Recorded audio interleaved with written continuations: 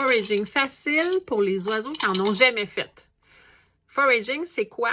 C'est l'action de chercher sa nourriture. Donc, pour les perroquets, c'est primordial. Je le répéterai jamais assez, c'est primordial. Dans la nature, ils n'en ont pas un petit plat déjà tout beau, plein de graines variées, avec de la moulée, des fruits, des légumes qu'on a coupés le matin. Ils n'ont pas ça. Fait qu'ils cherchent leur nourriture à tous les jours, ça les tient occupés. Ça prend une grande partie de leur journée. C'est hyper important. Sauf que nous autres, dans nos maisons, évidemment, on leur fait un petit bol, hein, avec la nourriture dedans. Mais si vous voulez vraiment les aider puis les garder en santé, autant psychologiquement que physiquement, il faut leur faire du foraging. Il faut les faire travailler, chercher leur nourriture.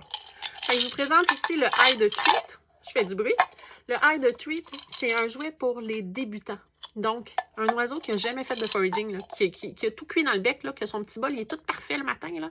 Mais là, je vous donne un travail à toi. Je te donne un travail à toi. Donc, au lieu de tout lui couper, tout beau, on va lui mettre dans ce bol-ci. Donc, il y a 3 petits compartiments, OK? Fait qu'on lui met un petit peu de nourriture dans chaque compartiment.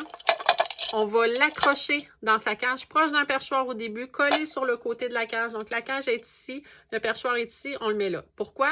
Pour que ça ne bouge pas, pour que ça soit facile. Oui, je le sais, il faut les faire travailler, mais il faut leur rendre ça facile un petit peu au début parce qu'ils n'ont jamais travaillé. Fait qu'il faut qu'ils commencent en quelque part. Fait qu'on y met ça facile comme ça.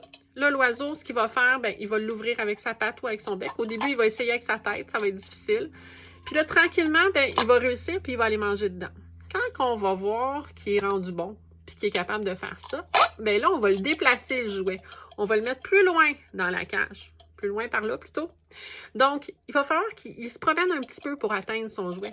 Pour éventuellement là, le mettre en plein milieu de la cage jusqu'à n'a pas de perchoir. Pour y rendre ça difficile. Je le sais, j'ai l'air méchante en disant ça, mais votre oiseau va vous remercier parce que c'est important pour lui de travailler.